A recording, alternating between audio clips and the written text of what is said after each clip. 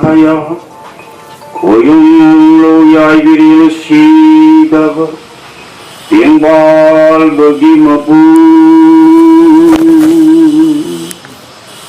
sidaba lain thogi apal masudi laikoni angu basumthang thaugal wainari lai nungani makisutul khamoi diri siga baginu siga lanandi hambal bilayun thiba manik makoi helaga ya gire siga bagi nganglau khuya hambal laika sanagani pan bungam bade tayu oi bataigon mahu masing thingam dana anna nulugna ugai sing siyai kharabam waksing kobat hajagi Nimang pan Nintau kaba kawan mitasi Sinunang biramba Ipoyay may trabaho sana laypag asigi Ining tau Koloy mingel oy na panjarabada Laysendo ko ining tau Ahalamal amadi Angungi pibare nintau mapari mamoma ekhoi khwai punamagna yumai chau laiba kidamaga thawai na pontha oi khabasi pontha oi deni matamgi khongai bu naina biramba adu pangnaba taigung oi bai khoina ngasinu jai kharabda niku kadang sai hajar pada koyna thogyal maral kubi hanna kurunjai hayati mo mangang lain sing taibung singi dalam lekat tamjari hayati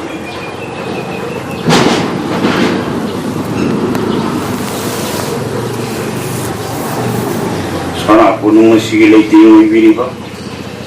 mulaying thopa khang ba imalang le laisna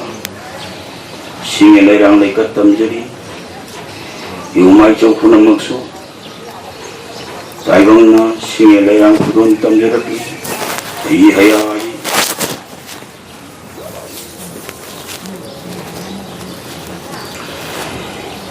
ngasigi yai farwan ran mongja sida yai pak asigi ning thauria amadi tangala tangongi ning thauria nahanu laige hakak teki simna sintha pinabiramba ning thau ani timbire amadi siyarba mi pok ya kawalai ning da thawai sangkolaba itak thongba ipagilonga irup ipija isilino kwai kibi amadi palemima isini sel asina singba konga isu timbiri adu timbiri ba sina lebak asida so na lebiraba ipai palisingimu mariang sunu lebiraba nina Lewat asigi, kaya pun mabusok na tile hay nakhanjaguna. Ngasi, yumay siya utarit kisang umang asida. Uya ka namin niya si matangi ko. Asiwo na ilabang matang asida. Ay kung nining jagadawa, hangoy ko na kusandalas kung jagadawa di, ihala hanong magtada. Yunong dalay alapak ng batu yunong ta. Kasana mapuril hero mantum lel manikiai tarambahung silaba komile lesu sona saite binasi. Ayaya. Nusiyaga hindi ba pagkiki makamda ano ning singjari matanggi khomlei kuya haibasi aikoi na karamba matanggi khomlei kuya nei naraga apabu oigedege haidana pamlaba taibangi thamu nungda sum iri kona khanjabada ngasi aikoi na leiriba mayim ase hek samnana leiba हाइबदी Hindu धर्म वैष्णव धर्म हायरीब धर्म से असिगी होरफम अमदी संतोरप मसासिंग से मसला थोकिब थोदो इनक नकपसे सी हाना नैनफम थोई हाइबसी एगी थमोइगी नुंदा थमजब खंजब वखल Manglam chat oikre ano uina matang asida nengba tarabadi aikoina kari ubedagi lebak asida awa batar libano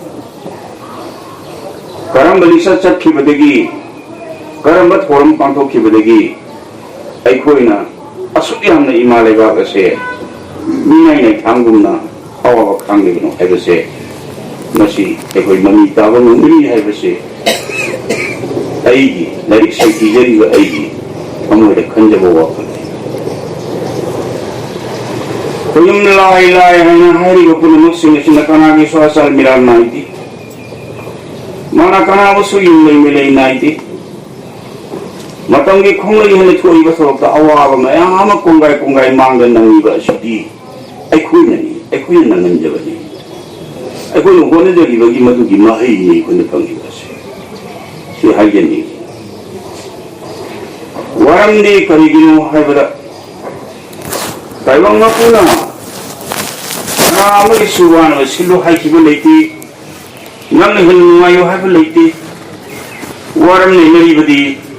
miyoi hoina aikuna pokliba singasi matau karamna poklibano haiba si maramda karamna miyoi bagi hasangda laiti leibagi haibagi maramda nila kiba waram kaya malaiti alam nasi mangang lain singna si mari umang nungai ba kau gilupa sudah na bada thosang thangin bi imagi sangumatang pakta tingkoi na pung thang nol bas panali pagthabagi mathakta upala sidogi urum basik pakhada hai amin sona mangang imapun daluang salayan ba kundala kaya mamaking kutuha Kambong maharaba hayening thaumairamba laining ba thawai changkhol basina nene thibo waralda mai lana sena thamli kai haina thamli taimang panba si oina na ba se magngai oidene digi oihel pun matam asida malem lai sa sen pada thawai panba sina sinai na pun matam dil kang wahimunu amadi sanga pula muksing nasi ai pan lai pan sing mahi marong kaya sem ra bagi ikon ba mioi ba haina ko basi kon sem ba mioi ba sing nasi pa iba ilai ba adu mahausa wai ba mahaki adu mapotho mangon yauje ba sing ado maduni mioi ba dalai si agona thawai haina hari ba si Mangangan luang ni mafundal pauk tambiri gunjala kaya manatari ito yoy rasa napal mangang lain simoy ba ay na warang karadong buhay ki Hawaii hay na kobudi nung Sydney Hawaii hay na kobudi ising ni Hawaii hay na kobudi Laipak ni Hawaii hay na kobudi Atiyani Hawaii hay na kobudi may mga asigo Hawaii mga hay asigo mga asina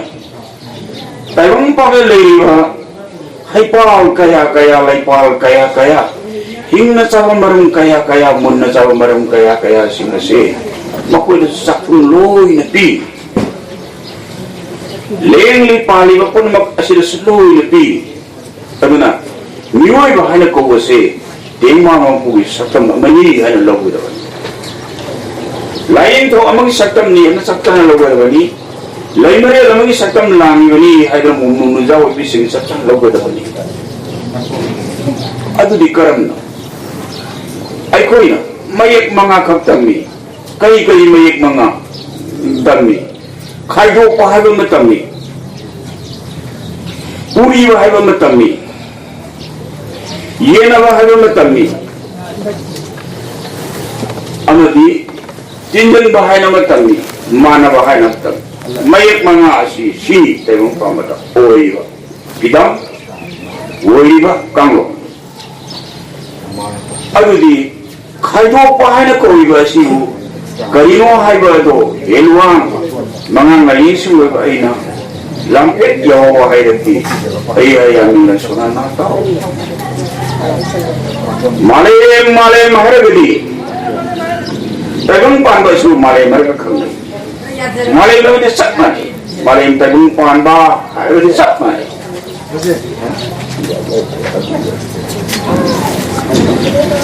aduh malay masibak kadi lebak ama Tilangga lebak heba ama pasal lebak heba ama tirangga lebak heba ama kaki lebak heba ama pung lebak heba ama tilangga lebak heba ama asik hayo kerbedi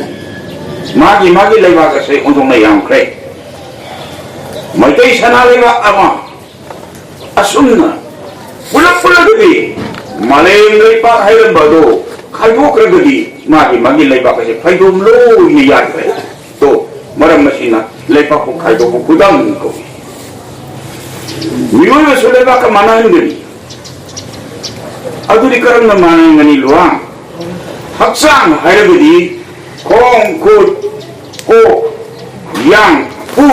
pura undang lagi ba pura singa sina pula haksang ko adu mare marga pula maga kaido kibo haksan hairga aisu kaido ki batai ai ye thang makut kadayo oi thang makut na kadayo o na kadayo na tu na kadayo na ko na kadayo ko na kadayo ya na kadayo puk na kadayo ai base tongan kayu bergedi haksan kaya si tongan trek lebang na kayu hukum ye be kayu bergedi si chama ye na bari kanabu ye na bakawi puri bari kanabu puri bakawi tijan mana kanabu ko uji ai ko yesi hayo pu oi kre amadi puri ba haina ko kudam matam si puri bari kanabu nungsit pu puri bakawi nungsit lain ko wala na mapam ko ni magkamana safety mana ko'y pupuri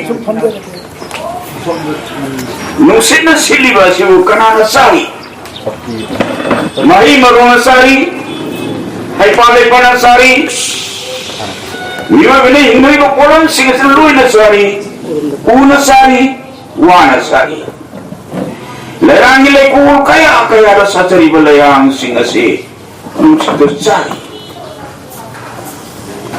hay para hayrang kaya na sari aduh asumna uri ba nungsit asina sin betul na manap uri mawasali nungsit pasaba ngamdrawa upala to kanggani wasu kanggani hay su kanggani lay su kanggani mapanday aroy nungsit pasaba mi ado hay na kanglay ning sabu kondan bangamdrawa mi ado makasiba ko warang masina nungsit sarang ini mana sin betul na puri kawai pan mo yogi ayo hayining sa ay nakamsay mana puri bagi kudam boy yena badi kanano nung yena kawi kanana purgi yenay nungsin na purgi yenay nungsin na ingai malil lesil nung walay Lila nung wala mahal kasi na. O yun may kayo ba kasi nung lila ang tatadre, pasaray ka katay, asam na tayo, sinada tayo. Karena na puda na, nung sit na puda na. Marami sila nung may yan na ba ko na itaw eh. O di ko ka nung tadi, kung ka nung tayo. Karena na puda na, nung sit na puda na. Adugum, niyo bagi haksang ita susap man eh. Karon naman ay tayo miyo bagi haksang nga sila laiba si saura ba sanga baturin sing lagi hor ibaturin kaya na sila libig isen turin lagi kayo kiba isa tukay kaya asina malay mata sila ba sila tanan laikunung dasu laikhan dasu ase suyong sanagi kong lagi tawgi kong lagi lulu parang bagi lupa gi kong lagi, uli pitay gi kong lagi. Ang mali manung isir kaya masili. Asumum mayam lay base, asugum na. Miyoy bagi hasan dasu, turil pa, ikay nung kay lay bagum, ay pwede singli da. Koy gi hasan kaya ta, singli sila po da sili. Malayam si isin na nong yung way, ay gi hasan si malayam niya na kalasi. Adugo, isin nga sila kupaga. Sino betul na hajar delay. Kita tingkang na kaya kung masok pada anang ituloy ibase masina.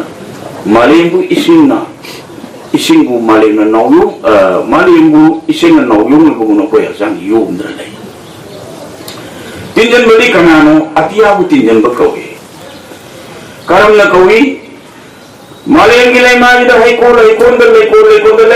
na sahiba masak masumana ba manang sumana ba nung siba di na nung siba ketu kiki manang kaya nung sigri lehaw lehan ni manang kaya na nung sigri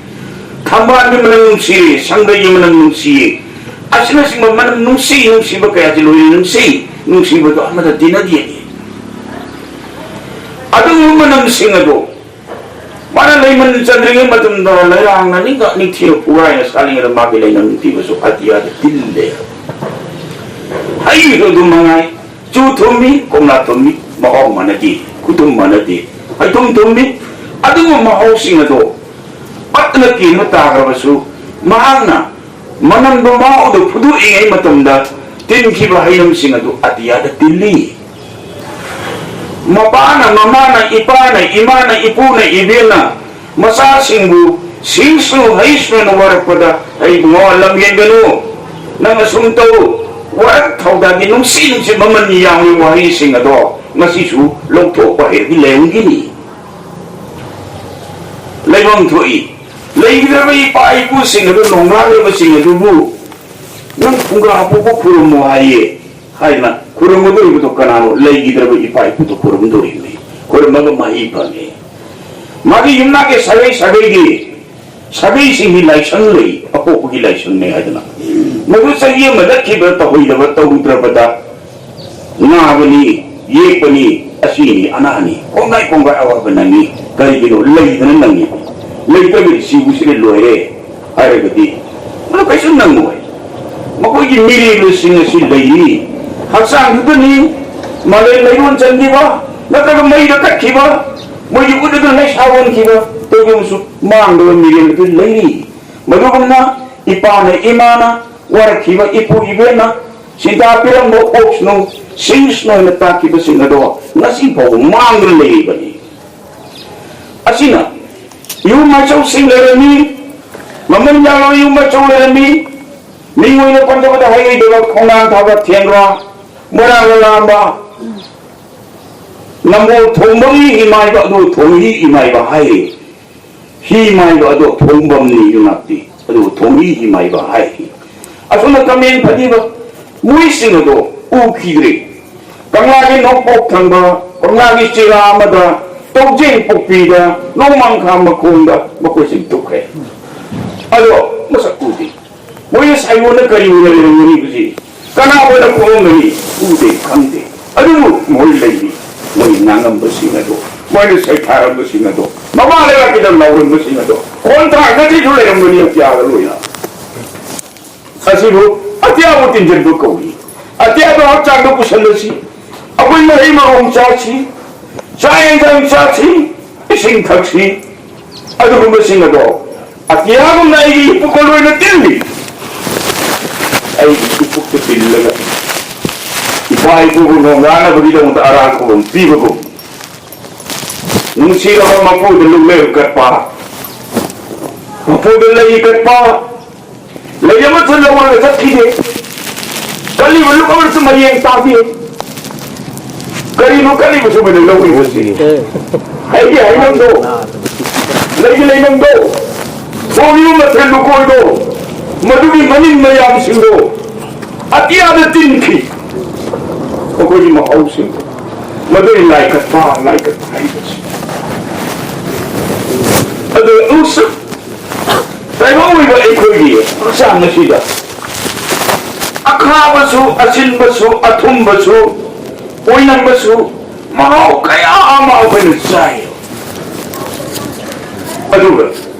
ꯃꯁꯤꯗꯒꯤ ꯁꯨꯡꯀꯠꯂꯕ ꯃꯩ ꯂꯤꯛꯂꯥꯗꯣ ꯂꯨꯔꯦꯜ ꯍꯥꯏꯅ ꯈꯪꯕ ꯀꯣꯛ ꯑꯩꯈꯣꯏꯒꯤ ꯀꯣꯛ ꯑꯁꯤꯅ ꯀꯔꯤ ꯀꯧꯏ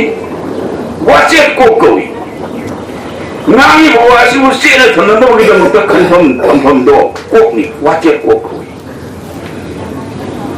ꯃꯍꯥꯛ ꯑꯁꯤꯕꯨ ꯂꯨꯔꯦꯜ ꯀꯣꯛ ꯀꯧꯏ ꯄꯨꯊꯤ ꯀꯣꯛ ꯀꯧꯏ ꯀꯔꯤꯒꯤ ꯑꯩꯒꯤ ꯍꯧꯔꯛꯐꯝ ꯏꯄꯥ ꯀꯅꯥꯅꯣ ꯏꯄꯨ ꯀꯅꯥꯅꯣ ꯍꯧꯔꯛꯐꯝ ꯀꯅꯥꯅꯣ ꯊꯤꯅꯅꯕꯒꯤꯗꯃꯛꯇ ꯑꯩꯒꯤ ꯏꯄꯥ ꯏꯄꯨ ꯊꯤꯅꯕ ꯀꯣꯛꯅꯤ ꯑꯁꯤꯕꯨ ꯄꯨꯊꯤ ꯀꯣꯛ ꯀꯧꯏ ꯀꯣꯛ ꯑꯁꯤꯗ ꯈꯪꯈ꯭ꯔꯦ ꯑꯩ ꯏꯁꯤꯡ ꯍꯩꯒꯦ ꯑꯩ ꯃꯤꯊꯣꯏ ꯃꯤꯍꯦꯟꯒꯦ ꯑꯐꯕ ꯊꯕꯛ ꯇꯝꯒꯦ ꯍꯥꯏꯕ ꯊꯛꯁꯤ ꯈꯥꯁꯤ ꯄꯨꯊꯣꯛꯈ꯭ꯔꯦꯁꯦ ꯑꯩ ꯀꯣꯛꯇꯒꯤꯅꯤ ꯀꯣꯛ ꯑꯁꯤꯕꯨ ꯄꯨꯝꯅꯃꯛꯇꯒꯤ ꯊꯣꯏ ꯑꯃꯕꯨ ꯀꯣꯛꯂꯦꯜ ꯀꯣꯛ ꯀꯧꯏ ꯋꯥꯆꯦꯠ ꯀꯣꯛ ꯄꯨꯊꯤ ꯀꯣꯛ ꯀꯣꯛꯂꯦꯜ ꯀꯣꯛ ꯍꯥꯏꯔꯤꯕ ꯃꯐꯝ ꯑꯁꯤꯒꯤ ꯅꯋꯥ ꯑꯉꯥꯡ ꯑꯣꯏꯔꯤꯉꯩ ꯃꯇꯝꯗ ꯅꯤꯡꯁꯥ ꯄꯤꯛ ꯄꯤꯛ ꯍꯧꯔꯕ ꯃꯐꯝ ꯑꯗꯨꯗ ꯀꯣꯡ ꯌꯥꯝ ꯋꯥꯡꯕꯒꯨꯝꯅ ꯁꯥꯡꯂꯥꯡ ꯑꯃ ꯍꯧꯔꯤꯕ ꯑꯗꯨꯒꯤ ꯃꯈꯣꯡꯗ ꯃꯐꯨꯜ ꯑꯃ ꯂꯩꯔꯤ ꯀꯝꯕꯣꯡ ꯐꯨꯠ ꯀꯧꯏ ꯍꯥꯏꯔꯤꯕ ꯀꯝꯕꯣꯡ ꯐꯨꯠ ꯑꯗꯨꯗ ꯎꯡꯂꯧ ꯌꯥꯏꯕꯤꯔꯕ ꯁꯤꯔꯣ ꯇꯦꯡꯕꯥꯟ ꯃꯄꯨꯅ ꯅꯨꯃꯤꯠꯅꯦ ꯊꯥꯅꯦ ꯃꯩ ꯏꯁꯤꯡ ꯅꯨꯡꯁꯤꯠ ꯃꯌꯥꯏ ꯃꯉꯥ ꯑꯁꯤꯕꯨ ꯈꯨꯕꯤꯒ ꯈꯨꯗꯣꯝꯕꯤꯒ ꯆꯠꯄꯒ ꯈꯨꯅꯤꯡꯊꯧꯒꯤ ꯈꯨꯖꯤꯟꯅ ꯈꯥꯏꯗꯣꯛꯑꯒ ꯁ ꯀꯧꯅ ꯍꯨꯝꯖꯤꯟꯗꯨꯅ ꯆꯪꯉꯛꯏ ꯑꯗꯨꯕꯨ ꯀꯗꯥꯏꯗ ꯂꯩꯁꯤꯒ ꯌꯦꯡꯉꯛꯏ ꯃꯗꯨꯅ ꯉꯥꯎꯋꯦꯅ ꯂꯨꯔꯦꯜ ꯑꯁꯤꯒꯤ ꯃꯃꯥꯡ ꯑꯁꯤꯗ ꯅꯞꯇꯅ ꯂꯩꯌꯦ ꯃꯍꯥꯛꯅ ꯂꯩꯕ ꯃꯐꯝ ꯑꯗꯨꯕꯨ ꯂꯥꯏ ꯃꯍꯥꯛ ꯄꯛꯇꯅ ꯂꯥꯏꯕꯛ ꯑꯁꯨꯃꯥꯏꯅ ꯀꯧꯈ꯭ꯔꯦ ꯑꯗꯨꯒ ꯁꯟꯈꯣꯡ ꯇꯔꯪꯒꯤ ꯏꯀꯣꯡ ꯑꯗꯨꯗ ꯏꯔꯤꯛ ꯀꯣꯡꯒꯣꯜ ꯑꯃ ꯃꯌꯥꯏꯗ ꯇꯥꯎꯗꯨꯅ ꯂꯩꯌꯦ ꯑꯗꯨꯒꯨꯝꯕꯗꯣ ꯌꯥꯏꯕꯤꯔꯦꯜ ꯁꯤꯗꯕꯒꯤ ꯂꯥꯏꯇꯦꯜ ꯀꯣꯜꯂꯤ ꯑꯗꯨꯒ ꯃꯐꯝ ꯑꯗꯨꯗ ꯀꯥꯔꯛꯂꯤꯕ ꯑꯇꯤꯌꯥꯗ ꯇꯤꯟꯕꯒꯨꯝꯅ ꯆꯥꯔꯤꯕ ꯊꯛꯏꯕ ꯃꯍꯥꯎ ꯃꯌꯥꯝꯁꯤꯡꯒꯤ ꯇꯤꯜꯂꯒ ꯑꯋꯥꯡꯃꯥꯏꯅ ꯄꯥꯡꯕ ꯂꯝꯇꯣꯡ ꯀꯣꯌꯦꯅꯝ ꯆꯤꯡ ꯑꯄꯛꯀꯥꯏꯕ ꯆꯤꯡ ꯇꯣꯡꯄꯣꯛ ꯃꯍꯩ ꯌꯦꯂꯥꯡ ꯆꯤꯡ ꯁꯅꯆꯤꯡ ꯀꯣꯏꯝ ꯆꯤꯡ ꯄꯨꯝꯅꯃꯛ ꯁꯟꯗꯣꯛꯄ ꯆꯤꯡꯗꯣ ꯃꯗꯨꯒꯨꯝꯅ ꯑꯩꯉꯣꯟꯗꯁꯨ ꯁꯟꯗꯣꯛꯏ ꯑꯩꯒꯤ ꯋꯥꯈꯜ ꯑꯁꯤꯅ ꯑꯩꯅ ꯁꯟꯗꯣꯛꯏ ꯊꯧꯔꯝ ꯀꯌꯥ ꯑꯃ ꯈꯜꯂꯤ ꯂꯩꯕꯥꯛꯀꯤ ꯀꯌా ꯑꯃ ꯈꯜꯂꯤ ꯈꯨꯟꯅꯥꯏꯒꯤ ꯌꯥꯏꯐꯅꯕ ꯑꯃ ꯃꯗꯨꯒꯨꯝꯕꯗꯣ ꯁꯟꯗꯣꯛꯄ ꯃꯐꯝꯗꯣ ꯀꯣꯛꯂꯦꯜ ꯑꯁꯤꯒꯤ ꯃꯅꯨꯡꯗ ꯃꯅꯤꯜ ꯑꯣꯏꯅ ꯄꯤꯛ ꯂꯥꯎꯅ ꯍꯥꯏꯒꯠꯂꯒ ꯃꯄꯨꯗ ꯃꯅꯤꯜ ꯑꯗꯨ ꯀꯠꯂꯦ ꯑꯗꯨꯅꯗꯤ ꯀꯗꯥꯏꯗꯅꯣ ꯑꯩꯈꯣꯏꯅ ꯈꯦꯠꯅꯔꯤꯕꯁꯤꯕꯨ ꯃꯍꯧꯁꯥꯒꯤ ꯃꯍꯧꯁꯥ ꯑꯩꯈꯣꯏꯒꯤ ꯍꯛꯆꯥꯡꯗ ꯄꯛꯂꯤꯕ ꯆꯞ ꯃꯥꯟꯅꯩ ꯍꯥꯏꯕꯒꯤ ꯈꯨꯗꯝ ꯃꯥꯟꯅꯕ ꯑꯃ ꯂꯩꯔꯤ ꯑꯗꯨꯗꯤ ꯃꯩꯅꯤ ꯃꯩ ꯑꯗꯨꯒꯤ ꯅꯤꯡꯊꯧ ꯀꯅꯥꯅꯣ ꯑꯄꯛꯃ ꯑꯣꯏꯅ ꯂꯩꯔꯤꯕ ꯅꯨꯃꯤꯠꯀꯤ ꯃꯕꯨꯜ ꯆꯩꯕꯨꯜꯒꯨꯝꯅ ꯃꯉꯥꯜ ꯂꯥꯅ ꯂꯩꯔꯤꯕ ꯅꯨꯃꯤꯠꯀꯤ ꯀꯣꯡꯐꯨ ꯑꯁꯦ ꯃꯁꯤ ꯃꯩꯒꯤ ꯅꯤꯡꯊꯧꯅꯤ ꯃꯥ ꯃꯩꯅꯤ ꯃꯥꯗꯤ ꯃꯥꯟꯅꯕ ꯈꯨꯗꯝ ꯇꯧꯏ ꯃꯥ ꯂꯥꯏꯔꯕꯅꯤ ꯃꯥꯅ ꯍꯦꯜꯂꯤ ꯏꯅꯥꯛ ꯈꯨꯟꯕ मारी मचिन थी मादी लाइफ निंगे मादी यामला लाइफ निंगी मादी मकोम कुत्ती मादी मकोम कुत्ती थी हार गना माबू निंगल ने हेले लूना तोवा माबू निंगल बना अति युमी येंबा नुंसी भी तवा लाइफ बगी मयूम दल नुमी ले मंगान तादवा इना कोई मंगान दल मयूम दल मंगान तावा तो दे अफबद खाइदी मागी मंगाल असिना नोंगो ताबुंगदा pungan ngalaga sana takut taring ba ko gra pun mo pungan ngalale mo ko ma achar mera naide yung lay melay naide adu kay gid mo tumina awa ni lo kana nila ko na ni lo adu ni aina to ru sinta to mudugi mahidi ko da pangda ya da banina e ko ina to ko tabak ni sinta to ni pangje badani si amukam doi lang masana loy ka sa hilising taruk chatuk wa ingay matumda lai sana may nasawi karingi sawi mari tayong kayo mapuri mapari mumumusang-sang puwi bani mapari mumumusang-sang lodin nari bani adu nadi sana may hima na taway panmu semi sana may hima na taway panmu ngapiri adu kung mga iba kuyum lai asiba sina miyeng sankar ko matanda sagi taway ang taway pamubunong sida ba hana ba suna ba misang mikay na ba taway dapat tawang kaya malewak na sarasa na toki madulang basa mga dapat sa hilising taruk chaturuk wali ngay layo puya ka na lay semlong kanang iba makakpan iba ano yawi ano na mataman ka laya siwa sana may mahal kasina oh ay na uwana taway pan na simagu amaga mga nungsiya ba hana ba ko na ba kaya aduwa ba di laklalali ko mo'y siba hana ba yung pamali hay na laya siwa na nong laya sa uwa sudra pudit puna nong sudra tumme layong nitri kana singa sila he kundalan siye tawai pambasi anak ngahay nga lito ng manre loy sigre asong nalere pa asina matam sangaw di matamda ating kok malusi na wala yung tuna sumangay tawai basi tawai pambaloy ng mga matari karam no pare hujiti ay kangal lade ko ay na siya ba yung mamana tawai pambatay yung amada yung mamati matik may isang naga kutopa mo horge haydana mamingbo korong nong nagi lengthare tae nong ta lai kibike atoba lelwa lai ler mapa mapu horokong sale kong thawai masak khang ba haydana nong ta lai le bakang bakon nongum dakle asalan nongum lakba sida lodang thasingi hen khabada chahi kumlang kumsing taruk surapada nungda lai pakang bu tong na kau na ambalan khe hai ba po ta na poi na ta poi to lam nek sam ngoi wa ta na hai nungda lai pakang ba kau na mapuna thok ya pina na kum thar le huji ai ko khun do hong jela si ai ko na sai thok lai ba hong de hai na nong bu ya ta na nungda lai pakang ba ta na kuyum lai asibida lalu bedagi koi wari bani adudi lai asibida koi chagi hele si haina matam aduki anu apet katana sajibu ko tha chigi nong pan ba irai haina ko bun mi dasida sana mai da hajere si lama ba tumawa amadi tu semba khong semba hanu ko chaw hanu lai kam ko kam lai ba adu ba leka yesibu ikoi kumingisi bu karno sakut sigi ne irong kong tu kong semba alam kuntu ahan bado maduda la yesibu di hingna kali bu foto tumo bu mo jika tu se ikoi kuja wa jang na ba awana tahan bingun ni je hai bana sei ber sei tiada la koi lau bana madu sei da sei tiada la lau je la bu ko bana madu adu bana sajibu ko thadi nong pan ba ilai hai ko iha hadun mito madu sero wa hoki madu wasum do na wa ba tengkang kaya sa ikoi na lamje ni do samay lang pula ko do gi mapa samay ang hatat su magi ding thogi mari kunai ga aran do ju ugi tare ai na phata taro khang gi tare hai mai lui tharo kre puya si mo nong semba magawa ba kaya manangki uno bagi masa lupa mamay kita nga lobi aduy hatat su सा हाबा पामदगी सा चाबा पामदगी अवाबा palm सा कया दो लोइसन पामदगी मागी wire मतेन जाना तिंगा मागी लुई दो खोगुना मगा तिंगा कापु मतम सजी गुइंगा कापु दा कनादा पाली सजी होरंदे मचा पोक दबा नायाबा गुइदबा सजी मीमद पालुरे सजी मीमद पालु मतंदा हा इमा लावरे इ तो इमो सजी नते फिर मिनी नुपीनी एबिरोन बिनी समझल लगा अगांग दुरी कलु से मबुक तो थांग लेंदाए अगांग उस सीरे तो वही जो थोक तौरे ई नाई तारे कंना ममांगा अदुदगी सल्लुमा मिन थोरे मकोना अवांगोले ममैना मखा होले मतुगना अदु मो खोंगे ममी ते मपी अरे तारे मलेम नै खोंग निकले मलेम रिदी चेंगुलाई पिसा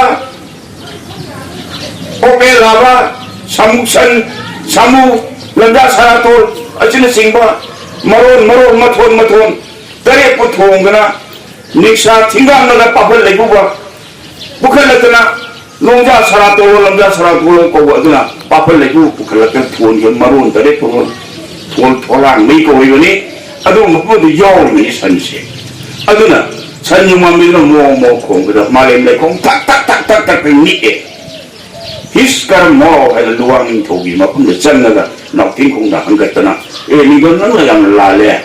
थवाई को मांगले अदुना इ थोय को थोगुसे मदुगी सैथिंग देगी अवाबा कयामा नितो विनु इनि तो खागे बगे हक्तता मागी मनाता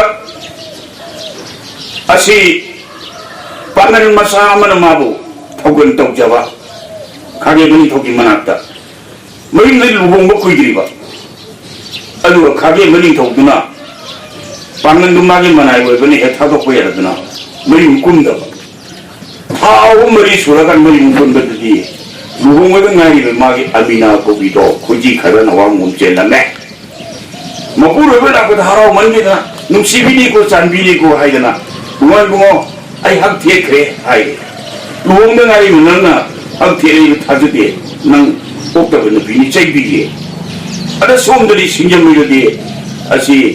इम्फाल दुले मरिनसे सेमनबा पन थिंगबो होनर फुंगतमदा थिंगांग काय अयु नंदिन यारम बदु नंगांगिता कायरमि तवरने थिंगायना अबे यादे करमन तंग यागदगे इपु खोंगां तबना आई लुखोय लुक्तनि येंगे इपु लुखोय लुक्पे अदि लाइमागा वई सानरे थवाई पब बिवई हाय इस लुखोय नंग मदुन त ngang हायरमदि हाय फरे औग्रे दुदि हायदना अखिदा थवाई पमौ हात बियादे अदा असो न मपुरि न चय बिदो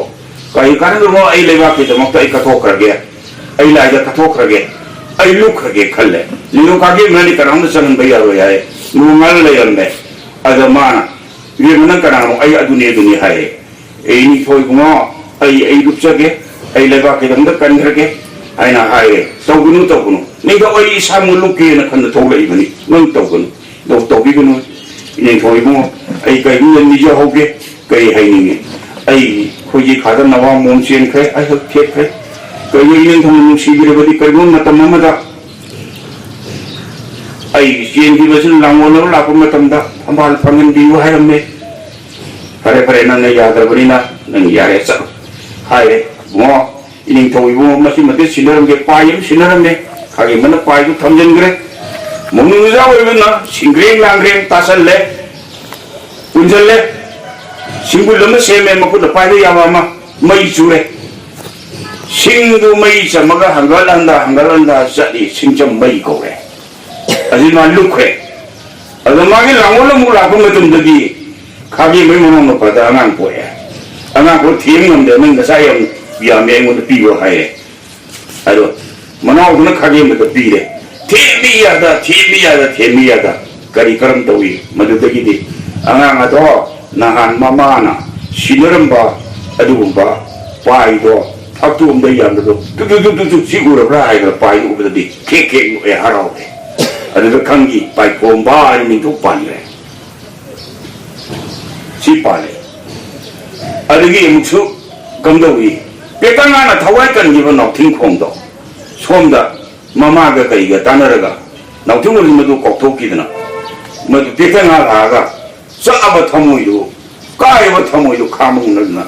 ꯃꯄꯨꯔꯣꯏꯕ ꯀꯟꯈꯤꯕꯗ ꯁꯤꯖꯤꯟꯅꯕ ꯊꯧꯗꯨ ꯅꯨꯡꯗꯣ ꯅꯨꯡ ꯇꯔꯦꯠꯅ ꯆꯥꯔꯝꯕꯁꯤꯗꯤ ꯊꯣꯡꯒꯥꯏꯔ ꯃꯊꯟꯇ ꯁꯤꯖꯈ꯭ꯔꯦ ꯃꯥꯒꯤ ꯃꯌꯥꯏ ꯑꯗꯨꯅ ꯌꯨꯝꯗ ꯂꯥꯏꯔꯦꯝꯕꯤ ꯑꯣꯏ ꯂꯩꯈ꯭ꯔꯦ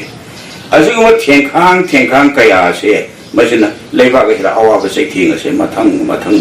ꯄꯤꯕꯅꯦꯕ ꯈꯥꯡꯉꯦꯝꯕ ꯅꯤꯡꯊꯧ ꯌꯥꯇꯝꯇ ꯃꯌꯥꯡ ꯂꯝꯖꯤꯡ ꯀꯧꯗꯅ ꯄꯥꯡꯒꯟ ꯆꯤꯡꯆꯦꯜ ꯄꯨꯁꯜꯂꯛꯏ ꯂꯤꯂꯣꯡꯗ ꯊꯝꯃꯤ ꯃꯗꯨꯗꯤ ꯀꯅꯥ ꯂꯧꯏ ꯅꯨꯄꯤ ꯂꯥꯟꯅꯕ ꯂꯥꯛꯄ ꯃꯇꯝꯗꯗꯤ ꯂꯥꯟ ꯇꯧꯕ ꯂꯥꯛꯄ ꯃꯇꯝꯗꯗꯤ ꯅꯨꯄꯤ ꯄꯨꯔꯒ ꯂꯥꯛꯄ ꯅꯠꯇꯦ ꯃꯩꯇꯩ ꯆꯅꯨ ꯅꯤꯉꯣꯜ ꯄꯤꯔꯦ ꯃꯗꯨ ꯆꯔꯥꯡꯒ ꯁꯟꯗꯣꯔꯛꯑꯦ ꯄꯥꯡꯒꯟꯅ ꯄꯤꯛ ꯊꯟꯈ꯭ꯔꯦ ꯂꯩꯕꯥꯛꯁꯦ ꯑꯁꯤꯒꯨꯝꯕ ꯀꯌꯥ ꯑꯃ ꯅꯤꯡꯊꯧꯔꯣꯜꯒꯤ ꯍꯥꯛꯇꯛꯇ ꯑꯁꯨꯝꯅ ꯆꯩꯊꯦꯡ ꯂꯥꯛꯄꯁꯤꯅ ꯃꯄꯥꯒꯤ ꯂꯨꯔꯦꯜ ꯑꯗꯨ ꯂꯧꯔꯨꯕ ꯆꯠꯅꯅꯕꯒꯤꯗꯃꯛꯇ ꯆꯠꯂꯨꯔꯒ ꯃꯇꯦꯡ ꯄꯥꯡꯉꯛꯄꯤ ꯅꯨꯄꯤ ꯑꯃꯈꯛ ꯄꯣꯔꯛꯏ ꯑꯗꯨꯁꯨ ꯂꯥꯟꯐꯥꯅꯤ ꯂꯥꯟꯗ ꯄꯣꯔꯛꯄꯅꯤ ꯊꯝꯕ ꯌꯥꯗꯦ ꯍꯥꯏꯕꯗꯒꯤ ꯂꯥꯡꯒꯣꯜꯗ ꯂꯥꯏ ꯑꯣꯏꯈ꯭ꯔꯦ ꯅꯤꯡꯊꯧꯅ ꯂꯥꯡꯒꯣꯜ ꯂꯥꯏ ꯈꯨꯔꯨꯝ ꯌꯥꯗꯕꯅꯤ ꯀꯔꯤꯒꯤꯅꯣ ꯃꯗꯨꯒꯤ ꯑꯊꯤꯕ ꯃꯤꯠꯌꯦꯡ ꯑꯃ ꯂꯩ ꯑꯗꯨꯒꯤ ꯅꯤꯡꯊꯧ ꯆꯪ ꯌꯥꯗꯕꯅꯤ ꯑꯁꯤꯒꯨꯝꯕ ꯂꯩ ꯑꯁꯤꯒꯨꯝꯕ ꯊꯦꯡꯈꯥꯡ ꯑꯋꯥꯕ ꯀꯌꯥ ꯂꯝꯈꯤꯕ ꯑꯁꯤꯅ ꯂꯩꯕꯥꯛ ꯑꯁꯤꯗ ꯃꯌꯥꯡ ꯆꯪꯉꯛꯑꯦ ꯄꯥꯡꯒꯟ ꯆꯪꯉꯛꯑꯦ ꯑꯗꯨ ꯑꯣꯏꯔꯕꯗꯤ ꯑꯍꯜꯁꯤꯡꯁꯤꯅ ꯈꯟꯕꯗ ꯎꯔꯦ ꯆꯍꯤ ꯑꯁꯨꯛ ꯁꯨꯔꯕꯗꯤ ꯑꯁꯨꯛꯇ ꯃꯆꯥ ꯑꯁꯨꯛ ꯁꯟꯗꯣꯔꯛꯄ ꯂꯩꯐꯝ ꯆꯥꯐꯝ ꯂꯩꯔꯛꯇꯕ ꯑꯩꯈꯣꯏꯒꯤ ꯂꯥꯏꯐꯝ ꯃꯨꯟꯁꯤꯜꯂꯛꯄ ꯃꯥꯡꯁꯤꯜꯂꯛꯄ ꯍꯥꯏꯕꯅꯆꯤꯡꯕꯁꯤꯡꯁꯦ ꯃꯣꯏꯅ ꯁꯪ ꯂꯣꯏꯅ ꯎꯏꯌꯦꯕ ꯃꯥꯏ ꯋꯥꯈꯜꯅꯅꯤ ꯆꯍꯤ ꯑꯁꯤꯗ ꯁꯨꯛ ꯄꯣꯛꯀꯅꯤ ꯑꯁꯨꯛ ꯌꯥꯝ ꯌꯥꯝꯁꯤꯜꯂꯛꯀꯅꯤ ꯑꯁꯤ ꯇꯧꯔꯛꯀꯅꯤ ꯍꯥꯏꯕꯁꯤꯡ ꯑꯁꯦ ꯃꯣꯏꯅ ꯂꯣꯏꯅ ꯈꯪꯉꯦꯕ ꯑꯍꯜꯁꯤꯡꯁꯤꯅ ꯃꯗꯨ ꯍꯣꯠꯄꯗ ꯇꯥꯕ ꯑꯪꯀꯅ ꯇꯥꯕ ꯋꯥꯅꯤ ꯑꯗꯨꯅꯤ ꯍꯧꯖꯤꯛ ꯇꯥꯏꯕꯪ ꯑꯣꯏꯕꯅ ꯑꯁꯤ ꯑꯍꯜ ꯂꯃꯟꯁꯤꯡꯅ ꯍꯥꯏꯕ ꯏꯅꯧ ꯋꯥꯔꯝ ꯈꯔꯗꯪꯕꯨ ꯑꯁꯤ ꯄꯟꯖꯒꯦ ꯑꯁꯤ ꯃꯇꯝꯒꯤ ꯈꯣꯡꯂꯩ ꯇꯥꯛꯄ ꯂꯥꯏꯔꯤꯛꯁꯨ ꯑꯣꯏꯅ ꯅꯩꯅꯕ ꯇꯥꯕꯅꯤꯅ ꯑꯄꯣꯡꯕꯁꯤꯗ ꯅꯩꯅꯕꯁꯨ ꯌꯥꯔꯦ ꯑꯁꯤ ꯃꯅꯤꯖꯥꯎ ꯍꯥꯏꯅ ꯈꯪꯅꯔꯤꯕ ꯑꯣꯖꯥ ꯑꯁꯤ ꯊꯤꯖꯤꯟꯕ ꯌꯥꯕ ꯊꯤꯖꯤꯟꯕꯤꯔꯝꯃꯕꯅꯤ ꯑꯁꯨꯝꯅ ꯍꯥꯏꯔꯤ ꯂꯥꯡꯕ ꯆꯠꯈꯤ ꯀꯨꯝꯁꯤꯡ 1494 ꯅꯣꯡꯗꯥ ꯂꯥꯏꯔꯦꯜ ꯄꯥꯈꯪꯕꯒꯤ ꯀꯨꯝꯁꯤꯡ 1,100 ꯁꯤꯅ ꯉꯁꯥꯏ ꯍꯥꯏꯖꯈꯤꯕꯗꯨꯅꯤ ꯏꯁꯤꯡꯅ ꯏꯄꯥ ꯑꯣꯏꯅ ꯍꯧꯕꯤꯗꯅ ꯂꯣꯏꯒꯗꯕ ꯆꯍꯤ 3,000 ꯋꯥꯠꯂꯤꯉꯩ ꯊꯨꯝꯃꯛꯈꯤꯕꯁꯤ ꯌꯥꯎꯔꯤꯁꯦ ꯑꯁꯤꯗ ꯀꯨꯝꯃꯁꯤꯗ नोंदंबा संगलेंदा सिद्धांता बासपति भास्कर शर्मगा खुंबोंग चंद्रमणि सिद्धांतागा रत्नाकर गौरश्याम से बामुनी सिर शर्मा है खुंबोंग मणिरांगा मरी मनवा खनदना संगलेल पुया खुंथोक लेसेम लोल मयोरोल ये मचू तरेत पुबा पुया उखोक सिंह पुया तरागनी थोगी असुप्पबु पादुना येंगुरगा चंद्राब्दा यांखै चैथारोल चहुंग तरागा मई सुबगी कुमैदा मैदिनु निंथौरेल बैगचंद्रगी मफमदा हंगत्की बैगचंद्रना हंगपनी बैगचंद्र चंद्र जोय सिंह मरी बैगचंद्र हारिबासिना करिगिदमक्ता लेभागसिदा अवाबा तारिबनो करिगिदमक्ता खुदोंथिबि नंगिबनो हाइना अहलसिंग असि कोइरगा हंगिबनि मदा अहलसिंग खुमि शांतिदास ना मई थाकिबगी वारी अदो मफमसिदा लाई रमादेवना लौ यादबदगी मरांग ललांबा कंगलागी इबोंग खोंदा मंगरा थोगी यानना हाके तोबदा लाइबा की मी कनामतन मबुकनगे हाइती कदम मस थोकी थोना लेरी कनानो खोंना थाबा हाय हाय नबु मोनी दोदा हाजिरु खोंना दाबा इन कले हाइसो हाय ब महाक पतंजन ले खोंना थाबा मतन ले कल कनामदन मियाम सिने कनबंगम दे निगम सना पिनी लुपा पिनी फिरोन पिनी लौरी सिंजा का पिनी अगर हाइवे इलू हुए तो हम यहाँ लोइनी ये आए अब लेवा की लाइफ हम दिमागी खुबंगा ने बदी पू खोलान था बदी टेम्परारी मोराल हम बाहरी बकोनो temporary चिंबा kami pati na singba lamol lo koi na singba moi sing si sang mang nam gi de kari karam na nam gani ningdo gi mana ka di yang re rawani dharma ka lo na mak lani loksan re sana lo pa ba di ningdo mi sang hoi le re adu yang lo le kram ma apun mi sang karo chamuni mai so ki na ka mai na kari pa mai le ni pada thamoi so ado moirang lalang itu onang kata kanji ado tak macam ini poi sing ado loksan laga asin nongkong itu mahadeva hai na ba panthur bibu durga hai na ba ini kamu kami kya hai na ba moman bai malai mele seksu pantar wala somu pan ko yang ngapi humpuna yang subi lahanong ilur ba warang ni wari lai babu asuk lura mapun masida Mahabali Hanuman Lakiba asin singba konggai kaya ase masih hongtok na mo na rapang matom sida ipu konang taba tenga alaman singsina haji itoy bunga migi lain na migi laisona ilang nang ilay nang base masih tawinu tahoy da waram ni yagi dia ipu kana roy ay ramani dharma silaw na tuin hai bane madada Sandidasa Goswami karigin mga thongna le ibano nanong saray dong maning thobi hakta amadi taktaw reba pai khomna singmaning thaw hakta kaya kagi hakta thokiba nupiga asi sanagi senpakta muka kaina thabde howi ado sanagi le singmude hoti na haibdo madi matang de yekibada kana hoina lai Sandidasa hoina lai aduh masing ado magi i masing tinagi biji hoi heti yagi rudi kanang dan hai logi de bedugi puya se ngam namak khongkat laga kang lagi utara sangwel mamang hida miwe bedu poloi gedu ba poke singphom ado simaga puya sing ado noi kai dale hai noi khurai du pugon hoi wangkai du pugon hoi khwai pugon hoi ya school pugon hoi noi gi lei kok te lei kai dale ba ri puya du khongkat on da yang khongkat ni ada asi sana pun ngelai ba puya su khongkat ni sana puya te mun masai do khwai dage na luro puya ka do madu lokala ba sura sude haina hai bani adu di noi lo so ya die al singki le ngam dre hai ale khonang da bo hoi le ban na thengra hoi le ban ko ngam de hai adu gi ni Sandidasa na mating putok tan ling do ni yaraga sana ko ngelai ba puya do lo tho ore adu mai thawa ore mada khonang thabu gi lai ning gom di haiku ma khongda awang haiku ma khongda nakak turing gi torban da le haiku ma khongda thebura gi lai ning gom na mangi ma khongda thapna di mada da lai ning na lai re ma thawai nu ngai tre alaman punamak sing si moi gi lai ning lai son si longan no nigo na haibri ya di na kana roi ko nung da lai gum si ai na mai ma me do chana se al puya mai thai na to do i chen re ode khonang tha ba sin ning bakai madadi malai mile si da bining ima ko re ima ko ma ta ima ji phau re khonang tha ba nang ni ima mo ko kari gino ima asuna puya sing si loi na mai tha re hayeng tung gi chawo surul sing ne ma chawai bai ko tei da chai ga ni malam sekali orang bagi pai pun jadi fakir dia ko ai pun kari gitu mak tak semua hali banu so itu ayo ni lui mo matare ma puya sing na sana kan mengamdri ni ma na sai mo ne kang lagi hi ai pun mo se ai na ngau ne selu ne thambiram bari ai ngamo do ai ba ima gi thona hapi ima pi ma gi bunga khonang tha lao ima ga si lao ai ima gi saksi mo loi ai ne Leksin nong pai wena ai nong lagi wena lagi ko. Ai na lagi tu nong lagi berarti nang sang ko. Hai ini imam wena nong lagi lagi nang sang.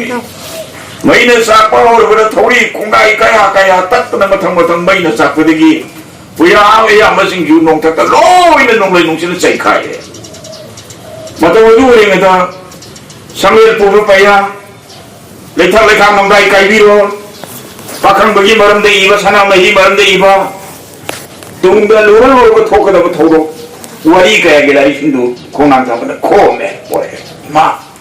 ai lori ma o la hai da iman jingkai gong gong du uru lei na chale pai gre hai lei konang da wi mo ko de pai re de tham me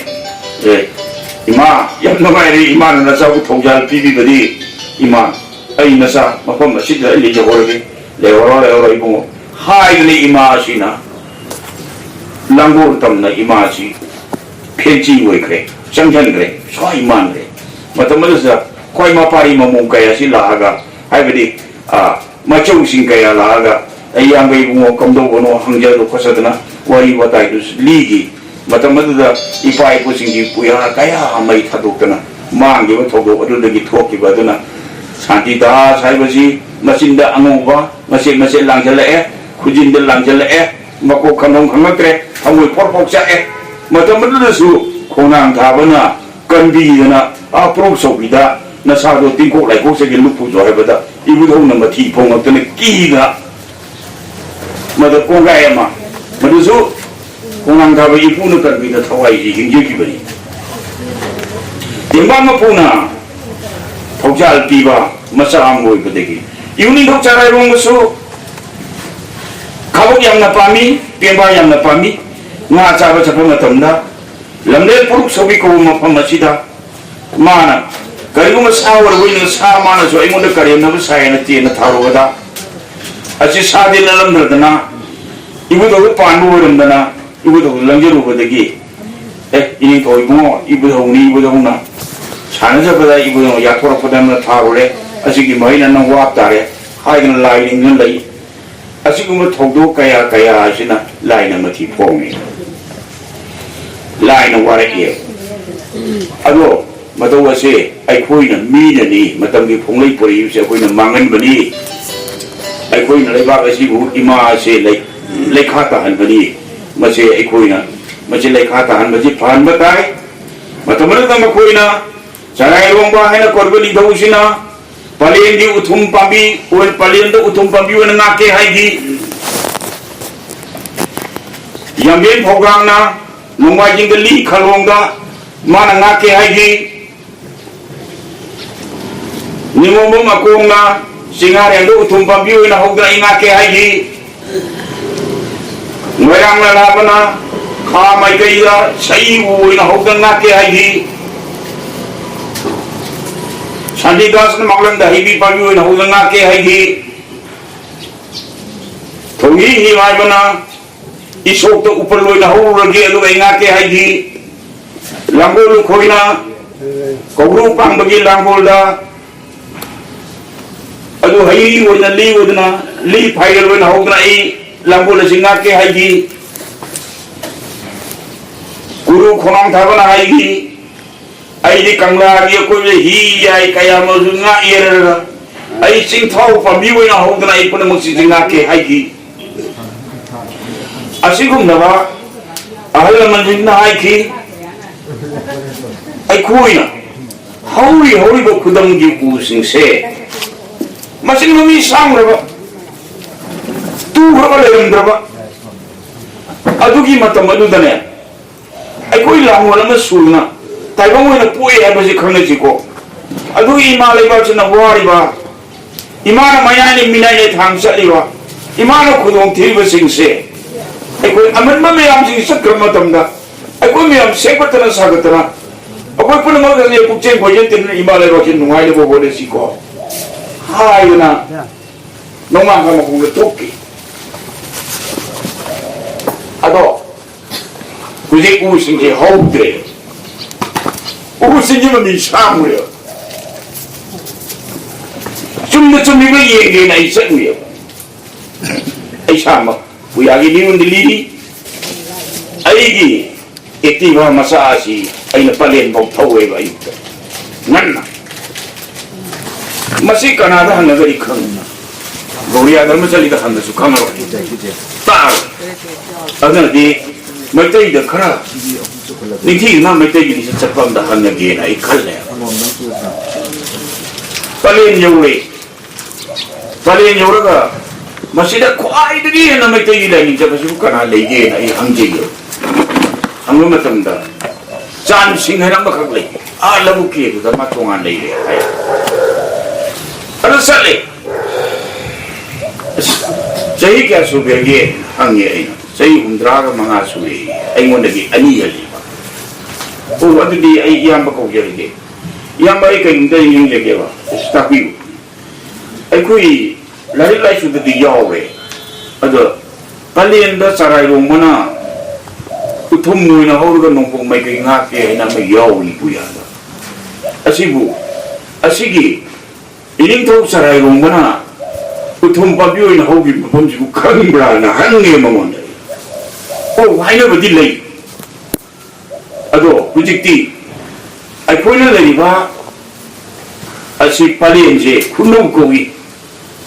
kunari ba ho ba ni kunari bi ka lei how dasan kre jingmi dasan ki hai adu kadai dano Sesta police lagi se sige mamangda lamma sangcha ka dongi aduga lamma lay ay na hay mad iskamay to sige ni kamay di khangna bai han toroga ay nun jey ba ya mai ngo ay kung bakar kung di lapani ay thape ay di karai khangna dage khangda na amada angadi yaro ya na matay gi sapa matay thorum to da hangje ge na changjara pani ongdum cibiu yamba ongda suksi mafamdo hani kulai budung tapiu hai kana anjira haije yeba ho ai tabuk sila sunu ngula khangning no sasila wana masano bana gari ayang mama e gari thor mo chate ibumotu siga ko gese kulai bani se sidoni le yandi se mama ko dei ko tilatai made inum si mengi na ai si je ko le mangonda sungai Yamai mo lak cege ko adu di handa mo lak padu di ne lai to kong to pa katana kotana to di ne wa ai lamong ti yinge lak cege ni pare mo le uro ko le yo ure ai si mo de ge de yung da na kai hai na tai hai ning do le la du le bam de sumang ma ye ho buni ko hai ko imi ko na mai ko sumang le ye na sumang ji gi ma ye do ma ta ho ku thum ni hai adumi tage ma holi sumang wi ta ya made as jum do hai ye sat pane sat padua labuk tu gi mai ta mai koi gi bo jindum ba sa ma lei maruda paji mong song lei ya ma si lei ai wa khan da ma si lei en kal mi de lu san ba da mangala mai da thoye ko o ma si so ya ro ya kal madu gi manakta iyo ko buji ti pukri hari se ko iyo ko ising yo ki ha ne ko ma ne ado musul lei ba ko masi siwi dai mari ale nga tang no ai mani da na ran khamme mari hala ala kai ha yo aso ko iro si ko kana am da thi ba la te na thi ba su ngai le ko ado nan kai gi no de patri gi chei le ai na chi la di chaga ya da si ho la ya da si yin na ya da nan kai gi ta ma ga nan cha pi no ko pi ge ada thuk lo ya aso mai na Karena ada cingkau na uli mapom do karai mo duni ipo palenda o thomo o do karai do hayo na ko ni channaga thukri ba singdo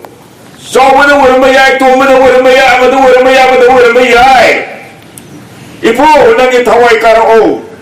na na kai do li do do ge mapom do chango ipo na ru chango ibu ngan pakho noi nanti le ai photo ibale ga kya wa busi karlo lao na ting dam na phudo de moi ke ma phom thuki ber tagi ma phom do mar dai koi thawam to ma thuk ta ya adu na tra di ai nang ma we na poi bisi da khoyum lai gi mangal sang su ma ting phudo pui ya ho ya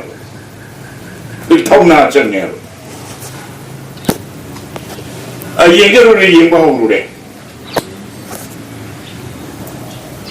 matam nasi yengu aikogi lekak asida tawriba sing asi Masih एकोइना हुजिक हुजिक Matangi खोंगलेनी Sane थोकलिबा थोकदो mama पासा खंगदबु कोंगा यौरकनी खंगदे हुजी मसिन मनोंसे खंगदे यानरी मपागा मसागा यानरी ओनो ओनो उरुसाव खंगदि खुदों थिबि थिबा मसा लोइना आय मद चुम्मी मसे एकोइ कमाइना चुमथोकपा ताई कोइ कमा तो नैनरगा बाबो हे पताई हाइबदि खनबम थोए मसी खनबम थोए हुजी येंगु मांगे दे येंबियो हुजी कंगा चमुसो आइए मरुप सिंह सेंटो खोटोकतना कंगा सेंटो सेंटो ए नुंगाइरे मसिदा लाइसी मेन सुरुंग हाई मेन सुरुंग सी नोमाइजिंग चिंगुंद लेबा सुरुंग दोगा फावने बमने थांजिंग चिंगी चुमुक लेबा सुरुंग दोगा फावने बमने माओ फाइगुम चिंगी चिंगुंद लेबा सुरुंग दोगा फावने बमने लंका की कोनुंगी फंगांद लेबा सुरुंग फावने बमने खागी खामरंग पुनमक लेबा सुरुंग चिंगो फावने बमु मेन सुरुंग मेन उरे चावा चावी अमगी मयुंदो हनगदरिबा युम लेनबदो सुम कया अमा लई चिंखाई पोवा मयम पोवा अरे संथों पोवा कौरु पोवा सुम उयुं लेबा सुम सिंगदो मदुदगी मको इरो इवोदो मेन उरे म्युरे हिंदू जात्रा बुनबा जात्रा हाइरिसि अदुगुम मेन उरे ओइबा अदुगुम मेन सुरुंग मेरबा मेन सुरुंग स्टेशता करी दौड़ी हुजी निदोगी फिजे फिगाई मांगी बे कोंगाई याउरी फिजे फिगाई यालो हो मी फैदुम नि तिजे खबुमान अमल मदल हो याउरी फिरांगी लो हो याउरी मदुदा माना आइबो नुसिनबा मसी लंया मेले खाइथोकनाबा लुपा लिसिंग मंगा पोरो लिसिंग अनि पोरो मागा नंग तिना हनगे हे नुसिना हनगे असमाइना तौगिन लैये बुजुसे अदगी हाइबनी खंदे हाइ तोंदी खंदे हाइदे हरबे याय नंग तिफो दनि लाइ को सुमत सुमत द सेलौनी सुमत सेलौ होंदा से कंगा मेन सुमुं से युजाव ला येंबे नम लइ तिखै पुगी मनाता थैबुं होरि लाइ तो इंगरां दोइ चंग येमुइ मरुला सोलौरी लइ बाउसे लौरी नंग मका काइना हंगे मंग नंग मका नुसि हंगे सियन ताली कंगा लाइ पंजिदे तवहि जब थोरुम कया कया म दौरी सियन ताली सियन बाई माना माना तवहि अब थोरु तो सोला मा तो मांगा तो मई न तो सो अदु सो को या रो लाइ पंजि लाइ लुरी म पंजि कई सियन ताली नो सियन दान बंदा नुपा नुपी नुसिना न बमला मते मनो खाजुना न बला तुरु नबई खाजुना बला तुरु नबई वयन ढोंडा से तो वही तो कोंगाई जो मसी मसी तौड़ी है नरंग मसु तो हो गया आई इना नहीं संजन इना अंतरा मीमिन उड़ा हमने वही तौड़ी बनी असिगुम लई बात नहीं भाई कोई सी अरे कोई मसे हम वखन ता नत्र गदी आई कनानो आई ऐसी कनानो ईशान ईशान मसे खंग बताए आई लो थांगिंग लेबा मार्जिंग लेबा वांगोय लेबा आई की इपाना लेबा इमाना लेबा जो कोई मसे खंग बताए ईशाबु ईशान मसे खंग का मी नुसीने थवाई बा नुसीने ईशाबु ईशान ये मसे खंग रे मके थवाई बा नुसी रोए लेबा की फन स्टो रोए आई मसे खंग बताए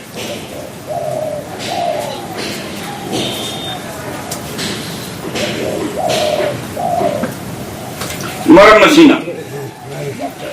अमुक सोहाई पुयागी मतंग सिदा अलमन सिंगा पुयागी फाके न फाके होगिरु रे दुबु मसिदे पारेंग हन लेबे सिदा सुंपंजरे वरो विबे तोबिगनु काय गुरु लोहि Bidu सियाउरी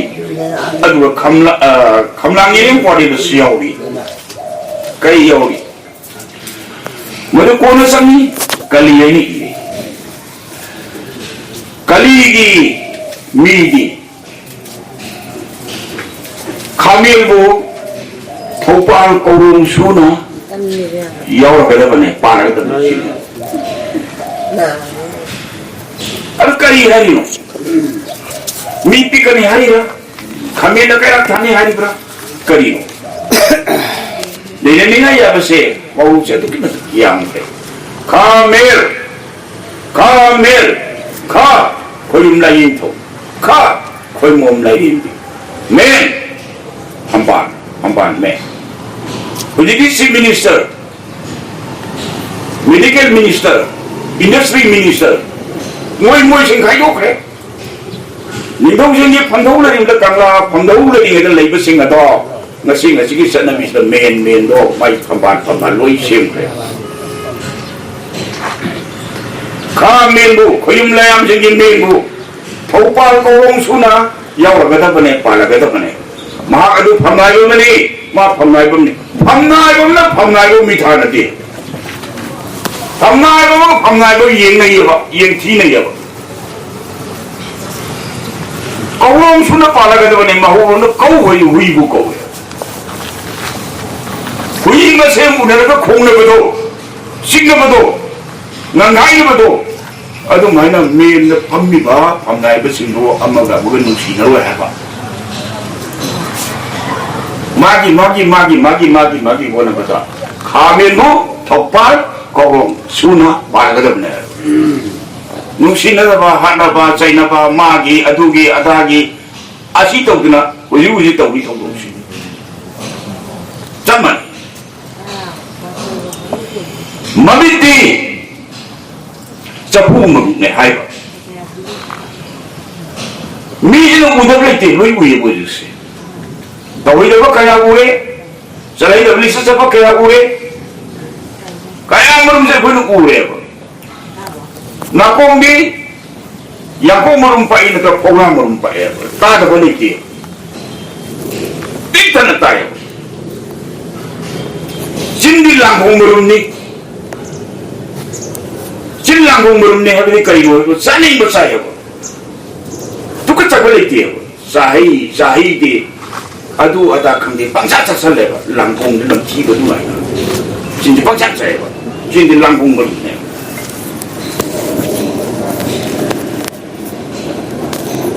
aduga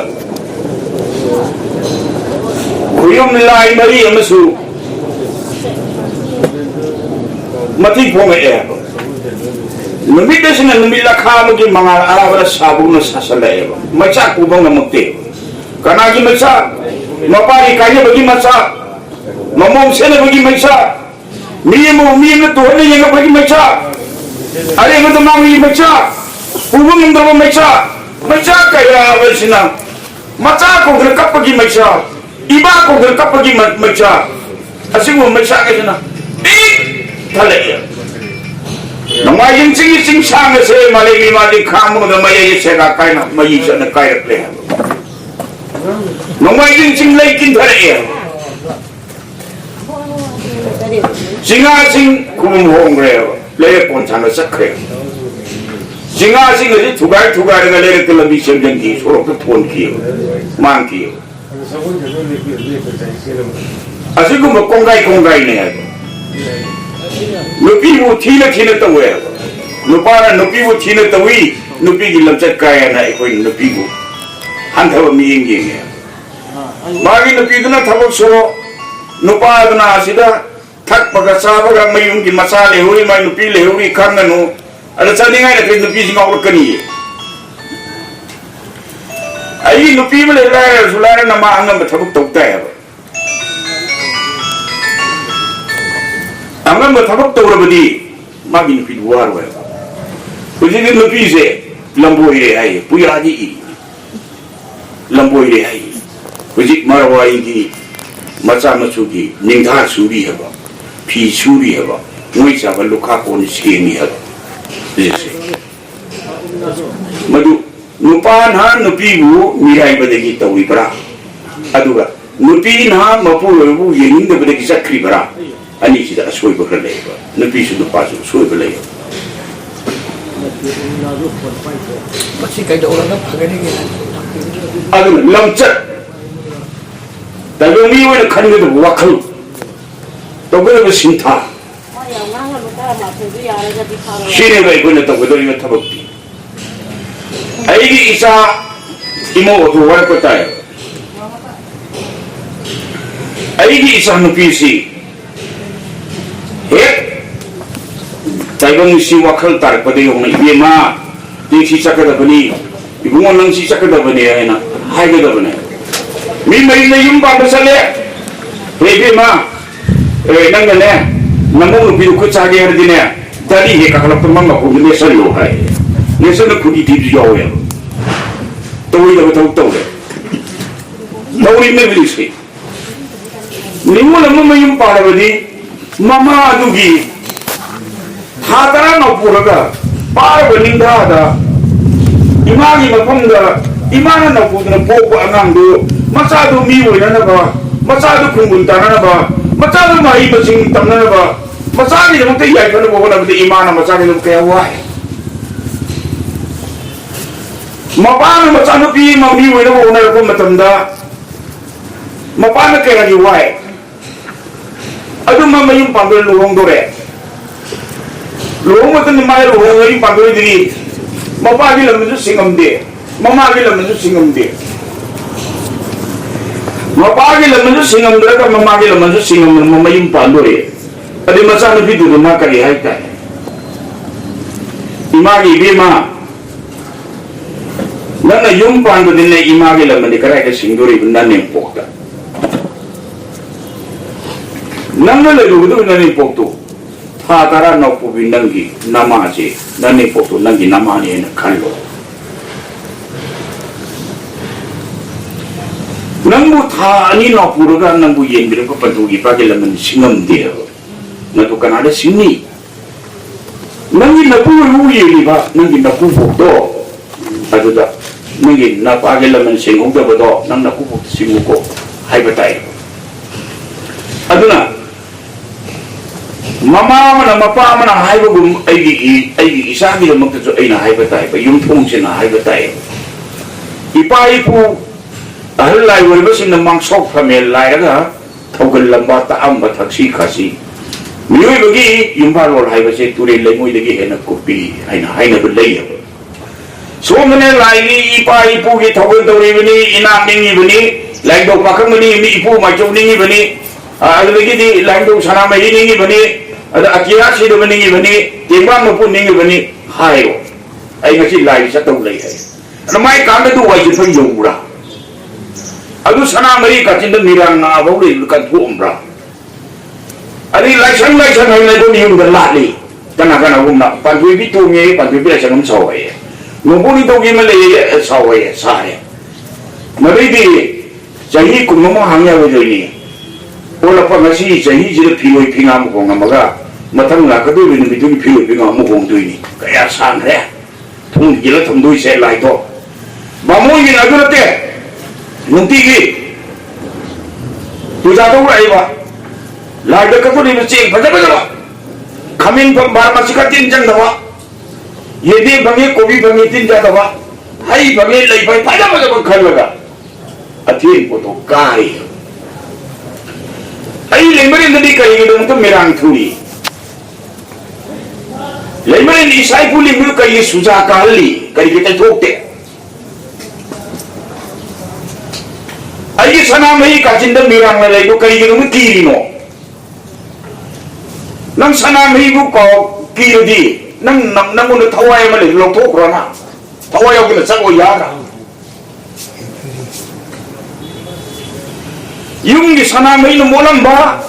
mirang thu thanam ba ai di lai sang la li du so han yen ba ba ola ko phai ni mi tu ngai lai ba wa chi ngai lai ba lam ta ngai lai ba mi gi na nong ma kang de nu ti gi pali pu de thogan tau na hai lai ka na ching bi se ba lu na tau ba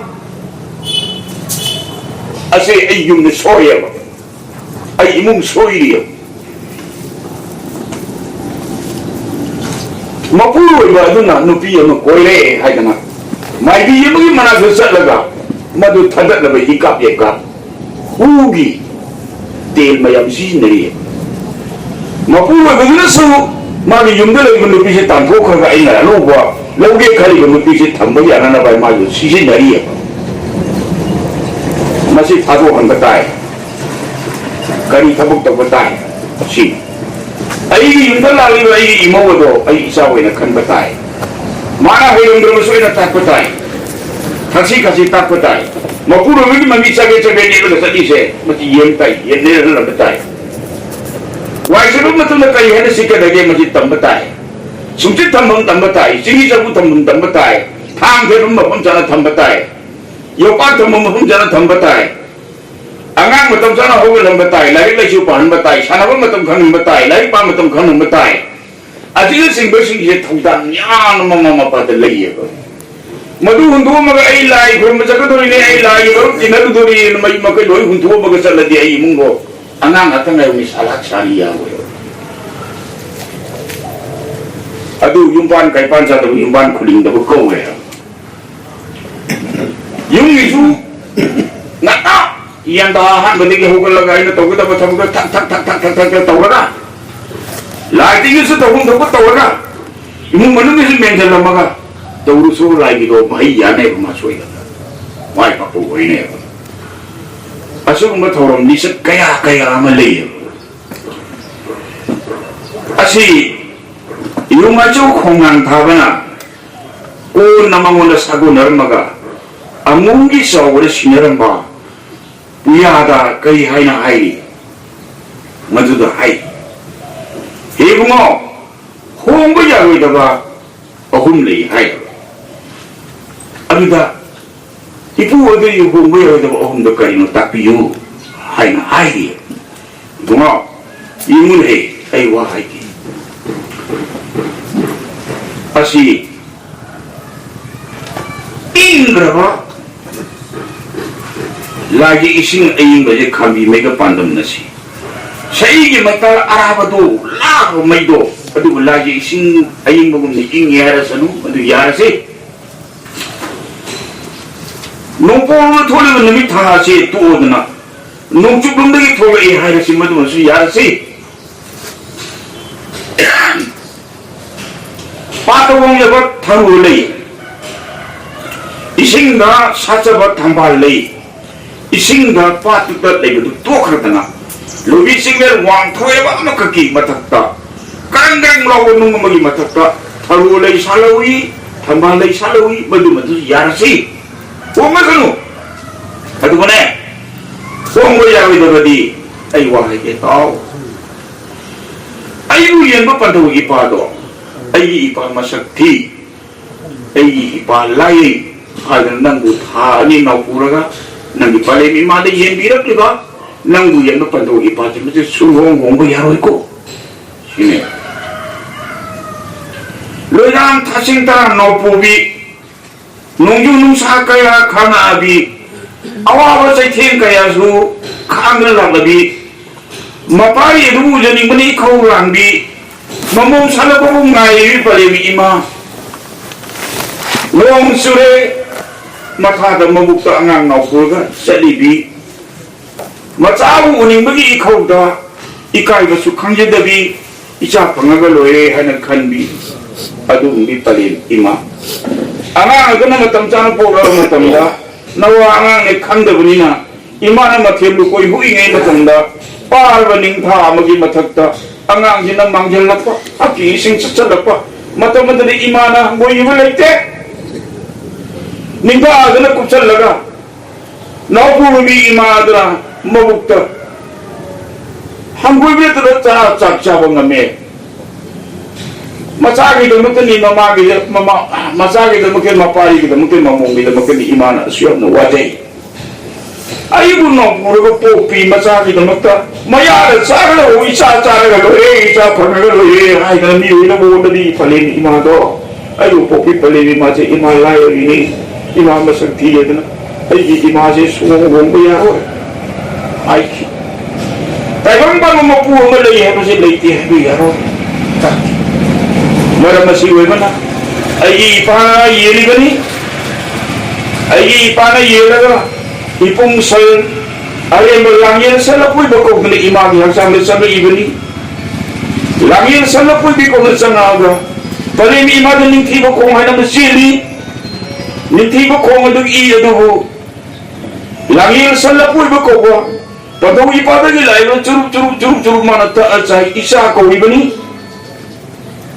nungi masa ko na tasal lalu matam maduda adu laba langir sala ko bedi idu sa isa ko ibani adu langir sala ko bedi iram maduna koi wala ibani koi wala ga ipung salare mana nunglung mo ina ngopure lu ba to madugi maya da thumari bani thumni ba adu koi ko wi thungpam ba koi bung ko wi mana curup ningki bokong imagi singi le du le yi cup tan mana masan ki mana loksan ke ima hai bani ima hai ga adu ima lagi singak pa igi le yi do isi le do madu karai da kathor i ihala hanu matamda mai thong thambala sida kai kuma thong matam phalam dri ngai matamda mit ani asida ni thore ise wa kathor i bani asibu laying thau thangjingna miduda hanthawegi mamindi pisa tau koi hai bani asigu ya yose yoi maya yang anda lalu tahu magi matik maya ini thagi matik maya ini salik thawagi matik maya ini asik lohugi matik maya ini magi thawa micak apak ma lewa singase masigi matik maya ina malay masida asik asada nongi nulita haipada asigu mahi marongda hingga sama maranda munna sama maranda hai ho kayada lagi lainam kayada mathi lukoi kaya sebi basida laileo tawo ina isio mana numit ki thanda mami musanata ku taren mo koraga magi matik maya ida tin sida wo leraga thada mangal pira thare tha kori bani sajik na chik thare bani thawani opuri tawuri ni apak ma mayam singase leiba mayam sing thawami sa atang aroi karana sajik ki mangal pupuyaro mani karena thawani mangana pupuyaro ngani karena opuri mangana pupuyaro ngani adugu thawami sa singa do hindu da neketra koi mete wanda thawami cha apakma koi makoi singa do mangala du malem da tillera ga ai koi si pui asibu mayai mayam na tilliba du da ipada lai ba yai do madu ipung sal aremba haina kawai sanga aga mabu pisa tau piri iba yaya se ipada sangat piri iba yaya se kanano saga doi bese salila tau buira nganura kulura daibang buira niu ne ko sare sabu tanda temba mapu maki matik maya do piri i pisa tau tare anjing na cingdra tara tau ega pisa tau ko nu pa ama sare nu pi ama sare pisa tau ko sing asida gidi ati layum sare madal gidi ngacak ki mau na lere hangoi tangsang ki mau male maduda ai na ningi ai na lining matam da liksali ai kari semi ipada gilai magito imagi igatinane isa kowe masalle adi ima kowe i matam dili khoi pansalle sange khoibung sange ai mina ure ai sidaba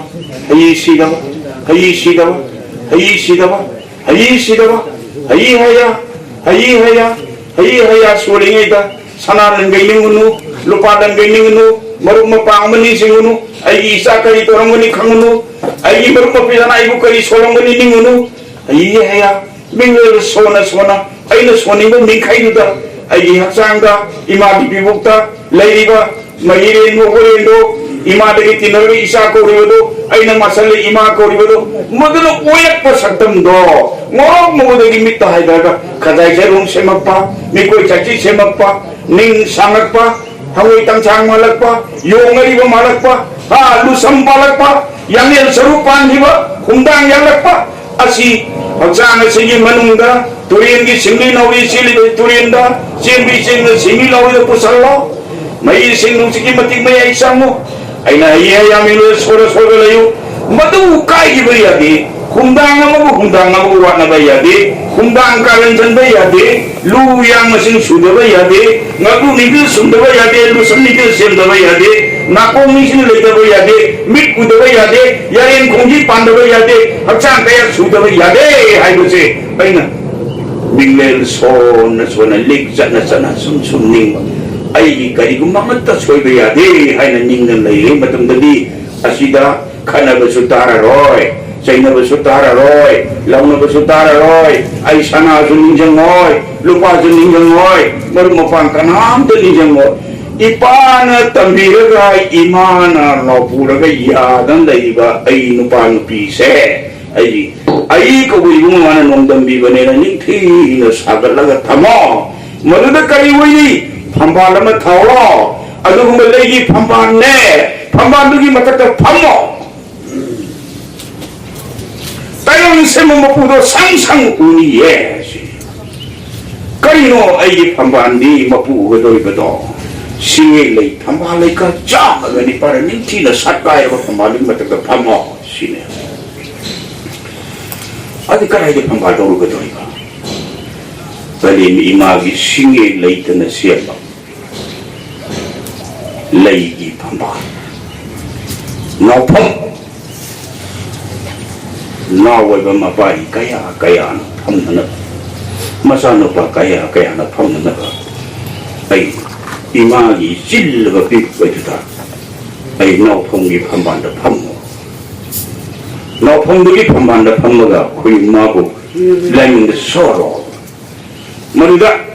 아이 와주에로 해봐. 아이 칼레도 칼라로 해봐. 아이 또 호이도 또 계속 칼라로 해봐.